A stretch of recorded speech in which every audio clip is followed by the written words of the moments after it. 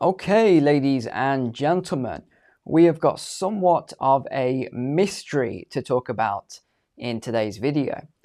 Usually during the week, I get a lot of comments, I get a lot of questions, and this one's come up a lot over the past several months, but particularly in the last couple of days. And this is all around, and I'm going to unpack this, what exactly is going on with the company Boeing. Now, you've no doubt seen all of these videos and news articles which seem to kind of get swept under the carpet. They're in the news for a day, then they disappear. Everything from the most random things, planes taking off, fires in engines, doors blowing out, all sorts of very strange things. Well, there's been a lot of investigations which seem to just go away. Now, I want to go into it. I don't want to ruin the whole video, but we're going to go into a lot of this today. But there's something very unusual, and I'll leave it up to you to answer the question whether you think this is somewhat of a cover-up, especially when we link this to government contracts as well, with the main whistleblower just having been found dead in his car just before he's about to testify. There's a little bit of a summary of an overview of what we're going to look at today. I want to go to the shared screen and give you context to all of this because it's very strange, but I'm going to try and lay all of this out so you can understand what's actually going on. So let's start with this then. This is the latest. This just occurred in the last 24 hours.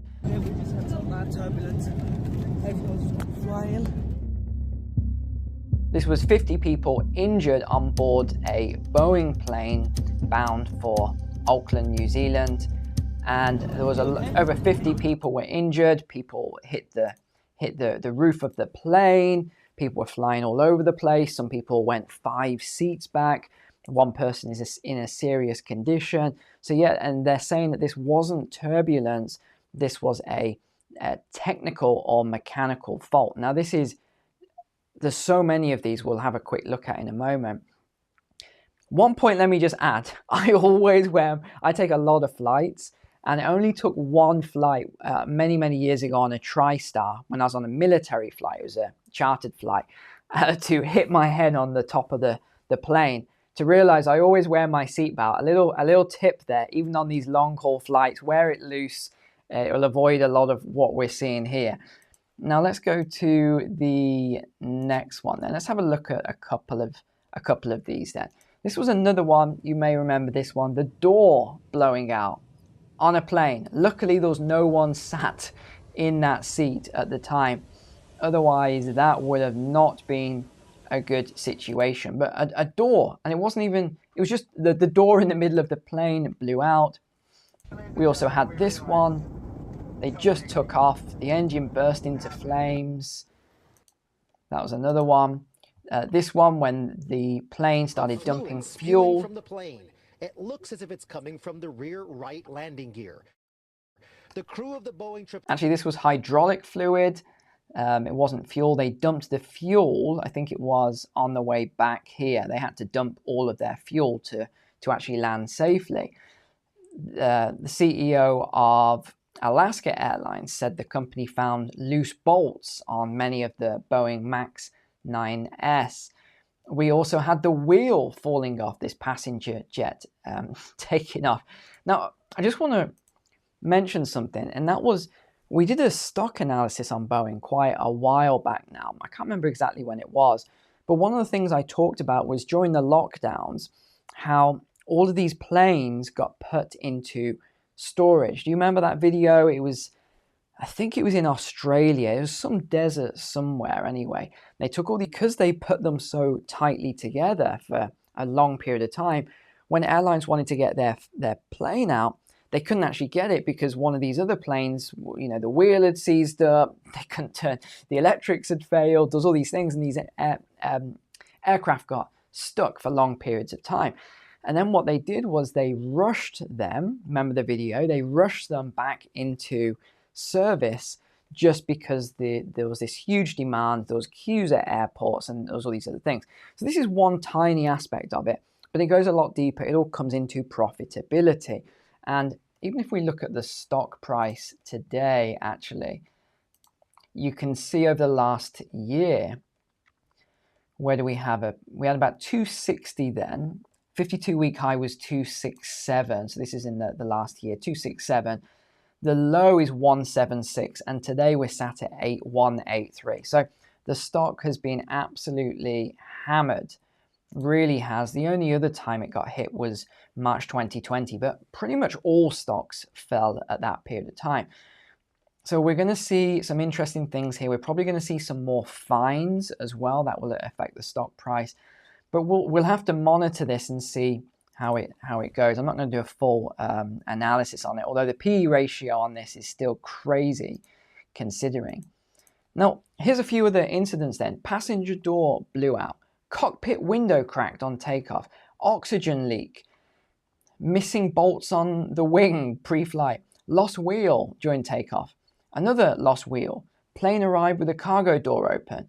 I'm glad my suitcase wasn't on that plane. Let's just throw that one out there. Landing gear malfunction. Engine failure mid-flight. Engine fire mid-flight. You know, all these things. And then we, oh, this is interesting. Yeah, this is in relation to the whistleblower here. This was the chap, John Barnett. But my concern is, what's the rest of the airplane? What's the rest of the condition of the airplane? And the reason my concern for that is back in 2012, Boeing started removing inspection operations off their jobs. So it left the mechanics to buy off their own work. So what we're seeing with the door plug blowout is what I've seen with the rest of the airplane, as far as jobs not being completed properly, inspection steps being removed, issues being ignored. My concerns are with the 737 and the 787, because those programs have really embraced the theory that quality is overhead and non-value added.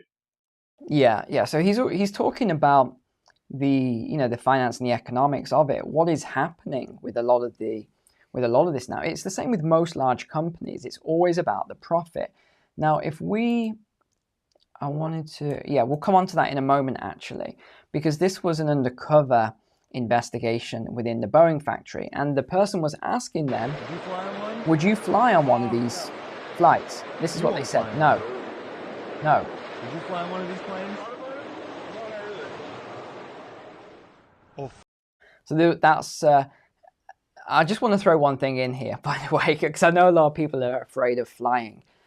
The chance of you dying in a plane crash is like ridiculously tiny. It really is. I know we're talking about all these incidents here and there's a lot of safety concerns, but there's a big difference between a safety concern like we're talking about and an aircraft actually crashing, right? So it is, don't be worried by what I'm saying here. There are some safety concerns, but the odds of a plane actually crashing are so slim. I mean, it's tiny. The odds are just tiny. So don't want to worry everyone with the stories so far.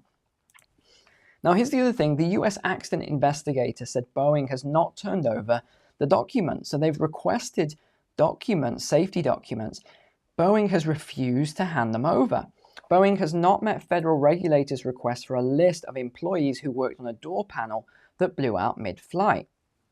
The US's top accident investigator testified to Congress on Wednesday. We also have this from the FT as well. Boeing were forced to pay $51 million. This was a US penalty over arms export violations. Don't worry, we're going to link this together in a minute. I know it looks like we're jumping to a different topic here, but you'll understand why in a moment. There were 200 violations of arms export under the Arms Export Control Act and the international traffic, I mean, this is unbelievable, in arms regulations laws. The US government found the exports to China between 2013 and 2017 caused harm to US national security, according to the proposed charging letter from the State Department. Exports to Russia in the last decade, while it was subject to restrictive measures on defense exports, created the potential for harm to US national security. So this is all to do with, I think it was fighter jets or something like that, that Yes, here we go. Boeing employees in China downloaded technical data from the company's library 25 times during a 4-year span. These included data on the F-18, F-15, F-22 fighter jets. No doubt you'll be seeing this tech in Chinese military jets now then, and the AH-64 Apache, the AMG-64E land attack missile, and AGM-131, so this short-range attack missile too. So this is all the stuff that happened with Boeing. Now, because of this recent incident where the 50 people were just injured over the last 24 hours, there's now been a criminal investigation has been finally opened into Boeing by the Justice Department. But this isn't from the US. This is actually from New Zealand. So and this is why it's very, very suspicious. It's worth looking into this. Why? What has actually happened here? Well, the voice recorder data on an Alaska Airlines Boeing 737 MAX 9 was overwritten. Overwritten, the voice recording data. I mean, it's just beyond belief. So they want to seize this cockpit voice recorder and data from this recent aircraft. Let me see, I had something else in my notes I wanted to cover here. Yeah, this was another thing I wanted to cover. Boeing they only passed 56 out of the 89 product audits. They failed 33. And there's also 97 instances of alleged non-compliance highlighted. I know I said I don't want to scare you from flying, but I mean this is unbelievable. Even Spirit Aerosystems, which is who they work with basically, they only passed 6 out of 13. They failed 7.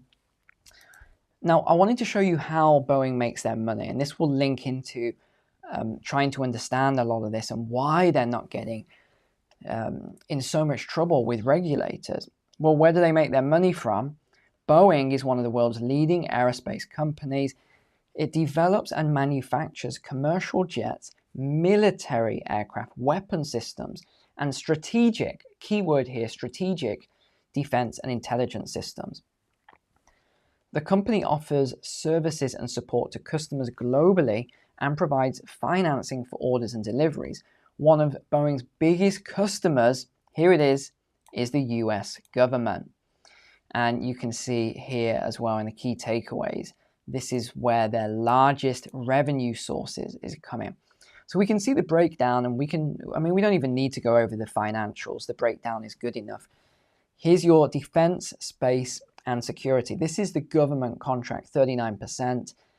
Commercial aeroplanes is 32%. Global services is 29%.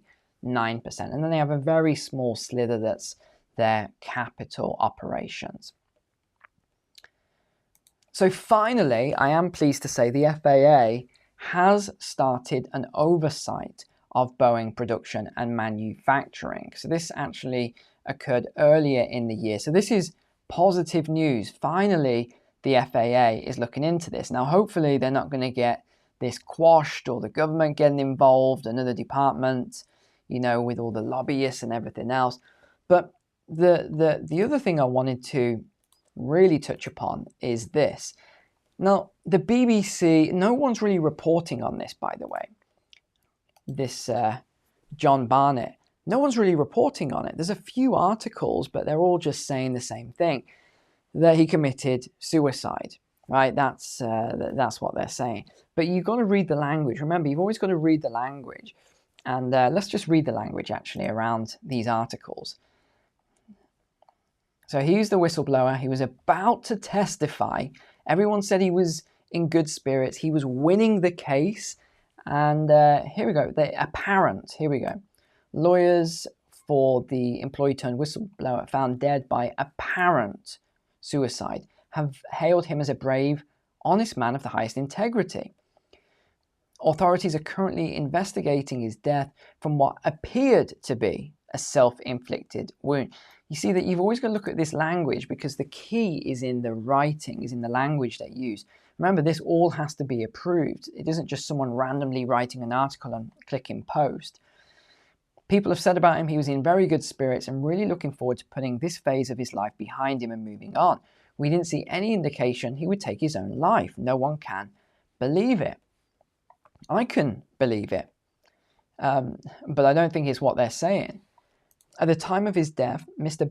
Barnett had been in Charleston for legal interviews linked to that case, and he gave a formal disposition last week in which he was questioned by Boeing's lawyers before being cross-examined by his own counsel. He had been due to undergo further questioning on Saturday. When he did not appear, inquiries were made at his hotel. Now, I'm going to say the same thing that I always say. Do you not think this is a little bit suspicious? What do we always do on this channel? It doesn't matter what it is or how upset people get with me when I look into all sorts of very controversial topics over the last few years. I do the same thing every time. I follow the money trail. If you follow the money trail, you always come to pretty much, I would say in a lot of cases, you come to the answer on what's really going on with a lot of these things. I wish we lived in a free world where I could basically say to you through the camera here what is going on here, but I try and link it together in a way that you can put the pieces together, as opposed to I get comments from people saying, oh, Neil's deliberately not saying the truth here. He doesn't understand and all this other stuff. No, I have to be very diplomatic, and I lay out the breadcrumbs for you so that you can see what is going on. It's pretty common sense and obvious the way I lay it out. So there we go. Crazy again. Most overused word on this channel, but a crazy story yet again. And we see the deepest level here of what goes on with some of these contracts and everything else. And unfortunately, this gentleman who said he was the nicest, most honest, integral guy, no longer here. So we'll never get to hear his full testimony and find out the truth of what actually went on. But alas, that is how these things go. All right. Thanks for watching. As always, really appreciate you. Take care. God bless you. God bless your family. And I will see you on the next video.